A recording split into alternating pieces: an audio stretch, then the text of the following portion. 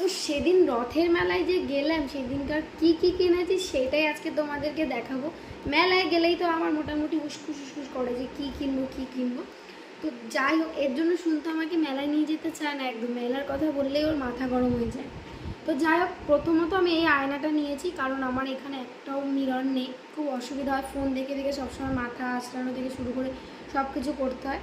এটা আমার খুব দরকারি একটা জিনিস, তো এটা নিয়েছি। আর দিদিকে একটা ব্যাগ কিনে দিয়েছি, একটা কানের দুল, গুড়িয়াকেও একটা ব্যাগ দিয়েছি, আর একটা রং কিনে দিয়েছি। আর আমি নিয়েছি এই চুড়িটা, এটা আমার খুব পছন্দ হয়েছে, মানে খুবই পছন্দ হয়েছে। আমি একটা ড্রেসের সাথে ম্যাচ করে নিয়েছি এটা। তারপর যেটা নিয়েছি এটা পছন্দ করে এসেছি, তারপর চলে এসেছিলাম, সন্ধু বলছে না এখন নিতে হবে না, পয়সা নেই। তারপর মেলায় যদি কিছু একটা পছন্দ হয় সেটা যদি না নিয়ে আসি বাড়িতে, ব্যাস আমার তো মনের মধ্যে খুশখুশ খুশখুশ করে। তো নিয়েছিলাম এই